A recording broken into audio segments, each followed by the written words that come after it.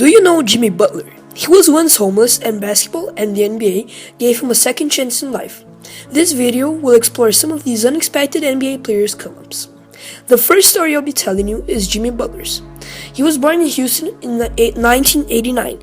His father left him before he was born, and his mother kicked him out of their house at the age of 13. Then he bounced from friend's house to the streets to friend's house, and when he had a free time, he would go to the basketball court to play basketball. He went to Tomball High School, and there he met a very good friend of his playing basketball, who would later adopt him. The only thing he had to do to stay with them and live with them was get good grades and play basketball. He went unranked in college, but even with these difficulties, he made it to the NBA, being the 30th pick in the 2011 draft. He wasn't a really good player, so he almost didn't play. He practice his game. By 2015, he was one of the best shooting guards in the NBA. Damian Lillard is a world-class point guard, but he used to average less than 5 points at high school. He was a juvenile delinquent. He did drugs, robbed houses and cars, and almost got shot in the head at the age of 17. But that actually showed him what he couldn't be in life, and that sparked something in him. And he practiced very hard for the whole year. He would wake up at 7 to be the first one at the gym that opened only at 9. He ended up being the 6th pick in the 2013 draft, and now is considered by a lot of people the most underrated player in the NBA. Do you know the average height of the American man? It's 5'10". Do you know the average height of the NBA point guard? It's 6'3". And do you know the height of Isaiah Thomas? It's 5'9". That is 1 inch less than the average American, and 6 inches less than the average NBA point guard. He was always a very big basketball fan, and his name was from a former NBA star, Isaiah Thomas.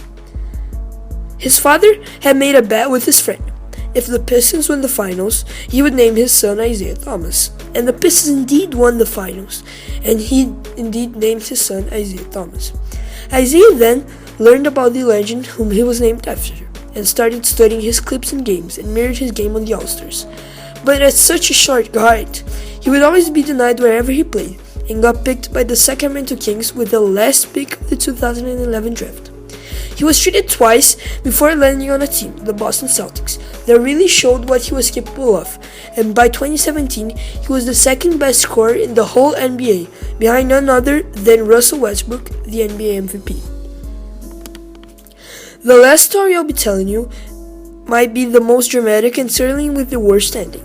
Mohamed Abdul Rauf was born with ADHD and was never a fast-learning kid, but his illness actually helped him, because he would set a goal for himself. For example, I will only go out of the gym when I make 100 free throws, and his ADHD forced him to do that.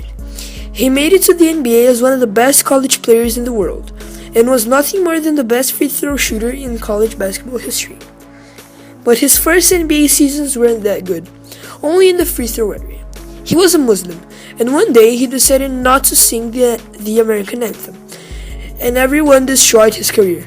Even though he was once a very promising NBA player, his career was cut short for a very dumb reason. This was my video about some unexpected NBA players' come-ups. If they could make it, why can't you?